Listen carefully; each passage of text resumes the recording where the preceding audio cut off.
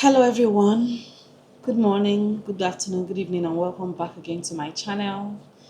Today's topic is quite honestly a heavy one. It is one topic that stirs up a lot of emotions, and one that nobody ever wants to talk about, but sadly these are the things happening in our times, in our society today. It is one of the hardest conversations anybody ever wants to have, but sadly these things are happening in our homes. Yes, in our homes, in our churches, in our societies, in our schools. It is happening. So we must talk about these things. This is real life, and we are talking about no other but fathers and mothers, but mostly fathers who defile their own biological children.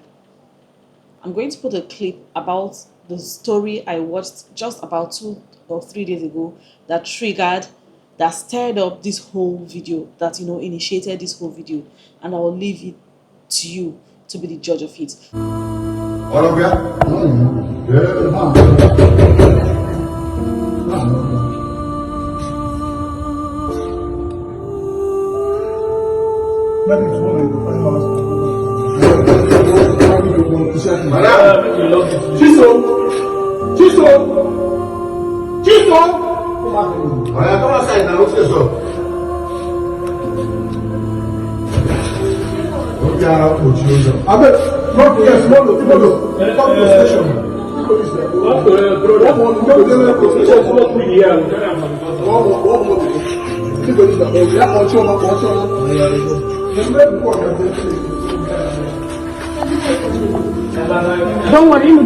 So these are things we cannot hide anymore. We cannot pretend they are not happening, because they are happening to our children in this Nigeria, around you, in your own houses, but nobody has agreed to speak about it or to keep hammering on it. So this is what we are going to be talking about today. Before I start, I would like to warn you that this video may be triggering to some people, especially people that have experienced abuse in whatever form. So if you're in that category and you've experienced any kind of abuse and you haven't healed from it, I would advise you, seek professional help before watching this video, or talk to a counselor, or sit down with somebody that can guide you through your emotions as you watch this video. Let's say the truth today. Let's speak up today, not to spread fear, but to prevent this abuse from going on any more than it has gone on, to protect our children and our world. This is not to spread fear. So let's get right into it. So now you would like to ask yourself, what makes a father that has been entrusted with the responsibility of taking care of a child, an innocent child, a child that doesn't even know their left from their right, in this situation, in this case? What will make a father go on to abuse such a child, placed under his care, placed under his watch by God? What will make a man do this kind of unthinkable, unspeakable, these shameful, abominable things to his own child? There's a plethora of reasons why a man will feel okay, think about it, premeditate on it, and still go ahead to execute, these shameful acts. There are very many reasons. Everybody would come up with their own reasons, but they are the basic ones. They are the reasons that are in our faces. These things are very hard. They are very, very hard to overlook. And these are the same things that make these men, continue, not excusing it, but there are some probable causes that has made people do some things that they do, and you trace back in their own times and say, okay, this is probably why this person has acted this way. Number one, definitely cycle of abuse. Many people, many boys, many girls alike have been abused as a young child. Many children were abused majorly by people from home, by uncles, by nannies, by cousins, by their own siblings, by neighbors, by trusted relatives, by pastors, imams like alphas, teachers at school. Studies have shown that one in eight girl child has been abused, probably abused before the age of 16, and 1 out of 11 boys were probably abused before the age of same 16. So this whole thing is an ongoing abuse. May come, it must not necessarily be when the full penetration has taken place. Abuse can be as little as somebody squeezes your breast, somebody taps your bum, somebody talks suggestively to you, like says things that you normally shouldn't be, those things that shouldn't be spoken to children. People say those kind of things to you. That is abuse, So when a man has been abused, and most of the time in our society, we find out that people do not even heal. Like, we just allow time heal. Like we like to say, time heals everything. We just allow, okay, go on with the flow as you live life. The child will probably forget. But we forget that children have memories. They have like photographic memories of things, of experiences that they have had from as far back as when they were 2 years old, 3 years old. And you see that a child is being abused at that certain age, at that age, and you expect, okay, because now still small picking, then the child will probably forget by the time they get into teenagehood. No, these are things that children, it's like a part of their lives that from time to time they regurgitate and remember that, oh, at some certain time of my life, so auntie, so person did this to me. And if, for instance, this child has been through this, and in our society we don't believe so much, we're not so big on therapy, we're not so big on counseling, we're not so big on behavioral therapies for children that have been abused psychologically or in whatever form. We just allow prayer. We say, okay, God will heal you, or we allow time. Oh, Ingo, forget. When these children grow to become adolescents, become adults, become fathers, you see that this cycle of abuse, because they are not healed from the trauma that they have brought forward. It's like carrying over trauma. Because they are not healed from their own trauma, they extend it. They don't know how to stop it. They now extend that same hand that was dealt with them to innocent children. That is just how it starts. They extend, because they are not healed, it stirs up something in their psyche, in their heads, that makes them feel good, or makes them feel in control, or whatever, however way it makes them feel. And they feel like, okay, let me pass this forward. After all, I wasn't protected. After all, this happened to me and I didn't die. Look at me today. I'm doing okay for myself. And let me just extend it. A part of your brain at that time of your life was damaged irreparably, and parents and adults and guardians around you did not do the necessary thing by offering counseling, by offering therapy that would make you heal that part, that will make you heal the wound, heal the trauma, move on to living a healthy life, growing into healthy adults. They don't do any of those things. Then they just go on, release them to society, get them married, they have children, and this pattern now begins to continue, begins to manifest. These men carry shame, they carry the anger, they carry the trauma. Yes, they carry this shame for as long as sometimes they blame themselves. They blame themselves for the life that they live, for not having control of their own actions. And from the trauma, from the shame that they have carried from years past, they just live with it forever. Hurt people can hurt people. Like, people always say, if you're not a hurt person, if you're not angry, you would not, make other people feel bad.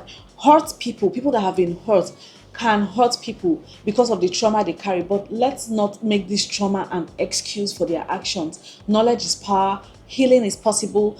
Seek knowledge, seek healing, seek health, seek therapy, because we cannot excuse bad behavior on your past trauma. So that is the first major reason trauma from childhood manifests into teenagehood, into adulthood, and it just becomes, it's a cycle that continues like that, like that, like that. The second reason would be this sick, I call it a sick sense of ownership. Some men, some fathers, they believe the children, even the wives, belong to them. They're like properties, they're like toys, like objects. They believe that, oh, I own you and I will do with you as I please. So most of the time when people see their children as objects, as, oh, I brought you into this world and I can take you out of this world, the abuse may not only be sexual at this point. It's most often than not is heavy physical abuse, heavy emotional abuse, heavy mental and psychological abuse. These men have a sick sense of ownership. They feel like your lord. they feel like they are your lord, they own you, they brought you into this world, they feed you, they clothe you, they house you. You would see them, having this predator mindset. They want you to do what they want you to do when they want you to do it. You have no voice, you have no choice, you have no options. Their word is law. So this is also a kind of ways that parents and fathers abuse their children. These are also ways that can transform and metamorphosize into a parent abusing their children, because they feel like they own you. You're a tool in their hands. They can use you to get whatever it is they want to get. You see, sometimes parents live through their children. The courses they were not able to do, the things they were not able to achieve and accomplish on their own growing up, they would hound the child, force the child, train the child, put the child under all sorts of stress and trauma, just so that those children become what they were not able to, meet goals that they were not able to meet as a person during their own lifetime. So it's just a sick sense of ownership. It's a mental disorder. It's a lewd sense of ownership when a father feels like, or a husband, a partner feels like they own you, they own your children. Then they are at liberty. They feel like they have the go ahead, the authority to do with them or to them whatever they want. These kind of ones can go from physical, emotional, verbal, down to sexual abuse, and it has to stop, because people like this also need treatment. You also need to go and debody, go and unlearn, go and relearn some things that have carried you through life up until this point in time, so that you don't continue to live life being that kind of person. That mindset is evil, is demonic, it's from the pit of hell. Children are human, children are people. Children are not objects, they are not toys, they are not pawns in your sick mental game. So treat them with so much respect that they deserve, and help them thrive and blossom through life. Then there is pornography. Pornography also is at the top of the list. I tell my children, do not look into people's phones.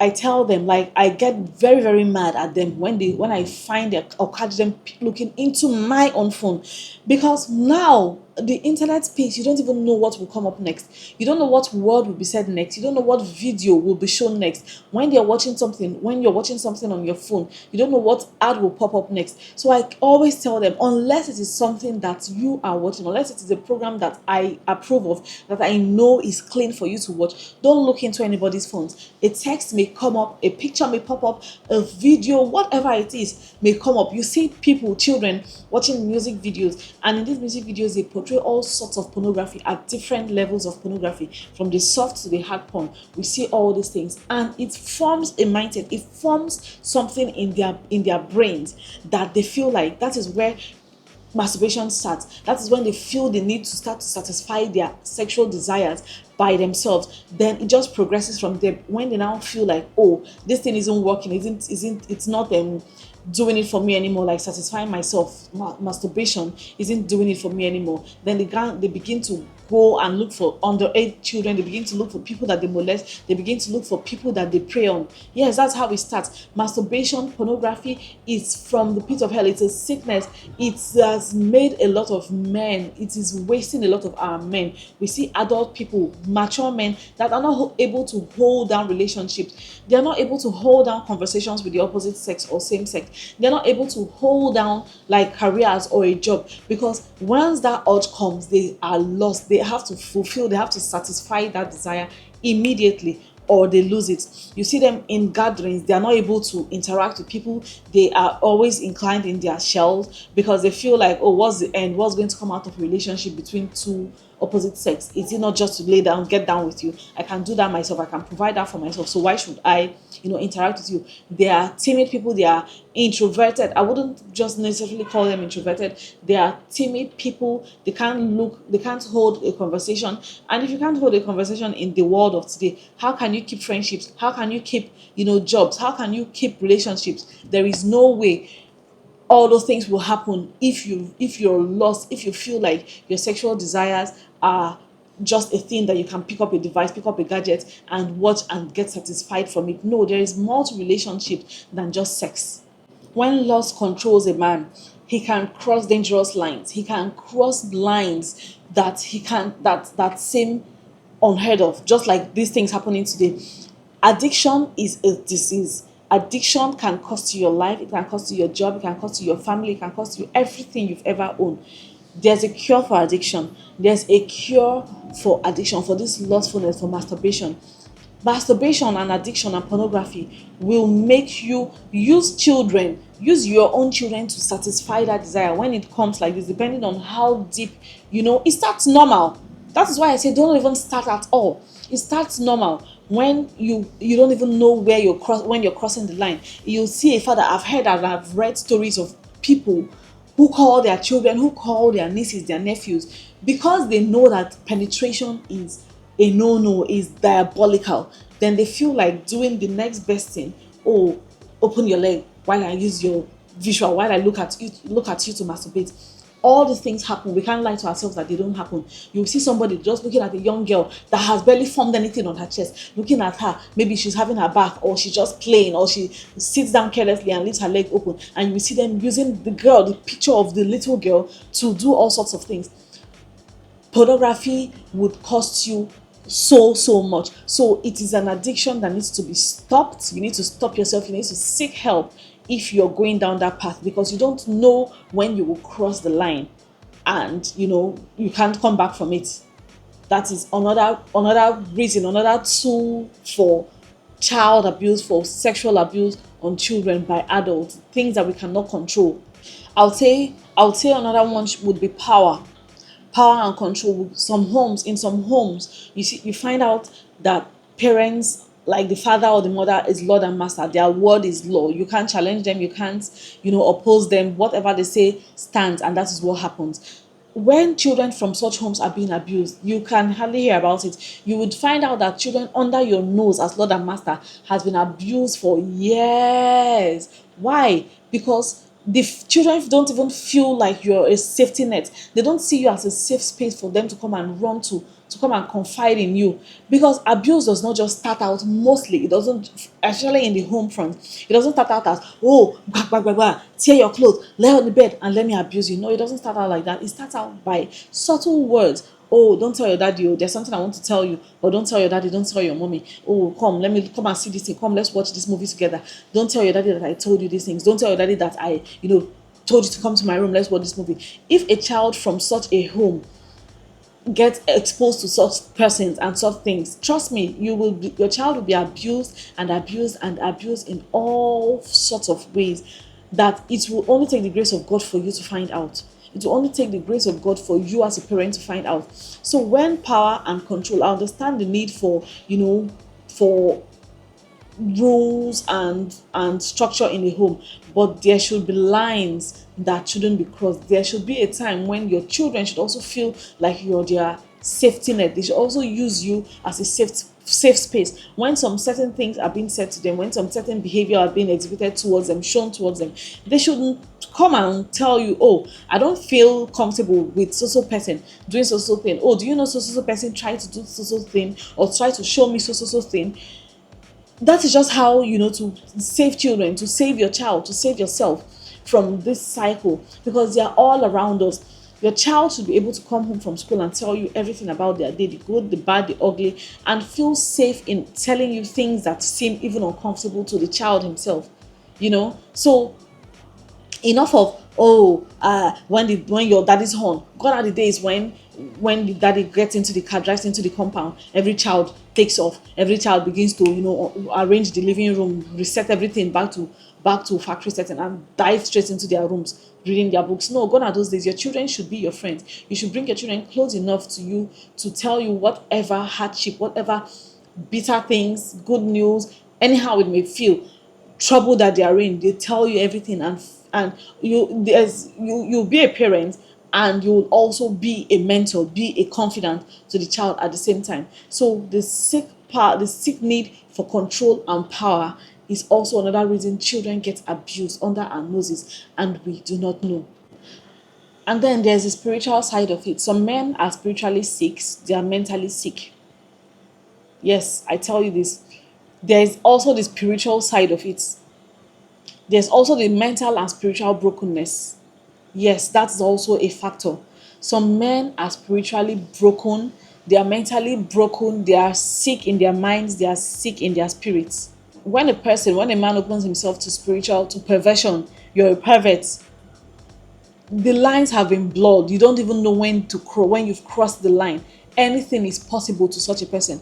Anything can be done with such a man, with such a person.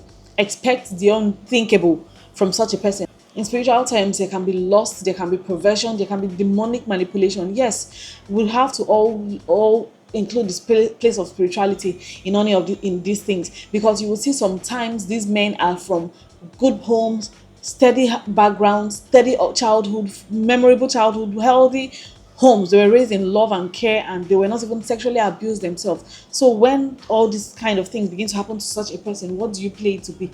It has to be spiritual. It has to be spiritual, because there's really no explanation. And yes, these things happen. We are in difficult times spiritually. Lust, perversion, demonic influences are all real. We are in difficult times and trying times, and not every case of pornography, not every case of child abuse is medical. Some of them are spiritual. So we should not also exempt or remove that place of spirituality. We need to take our spiritual life seriously. We need to commit and keep consecrating our children to God, because these children are the ones that will become these adult men now that prey on innocent children. So when you're a parent, when you become, even before you become a parent, before you bring forth that child, you should pray, you should consecrate the child, you should commit the child's life, the child's existence, the child's future to God, because there are powers. Yes, we can't overrule that aspect. There are powers that govern us, there are powers, there are forces, that rule the earth. And we would pray that such powers do not consume our children. Yes, because these things happen. So let's tell ourselves the truth. These things happen. Then there's the silence culture. Shh, don't tell pastor. Shh, don't call the police. Shh, let's settle it within the family. Silence encourages abuse. Silence breeds abuse. That silence culture that we have in this part of the world is what is making abusers go scot free. And anything that is not reported is being fed. Any habit that is not exposed is you're feeding it indirectly. You're feeding that habit to grow. You're feeding that monster to do more and more. In many homes, these women or married to these men, they know that their husbands have been abusing their underage nieces. They know that their husbands have been abusing their underage helps. They know that their husbands have been abusing their own children. Yes, women know. Women know. But when they try to stop, when they try to expose these things, mother-in-law, father-in-law, brothers-in-law, sisters-in-law will come from nowhere and say, please, let's not disgrace our family. Let's not rub our family name in the mud. Let's keep things private. Let's not expose. We'll settle it in the family. That is how these men, when you settle the first one, they keep doing it. They will do it again, because there are no consequences, because nothing has happened to them, because they've not been made to pay anything, to pay any price. So they just keep doing more and more, and the child keeps suffering, the children keep suffering. Silence protects not your child, but the abuser. Your silence only protects the abuser. Silence destroys innocence. It destroys innocence. If you see something, say something. Call the authorities. You have the responsibility to protect the underage child. You have the responsibility. It is your duty as a person, as an adult, to protect our children. Because in keeping quiet, you're doing those children a lot of harm.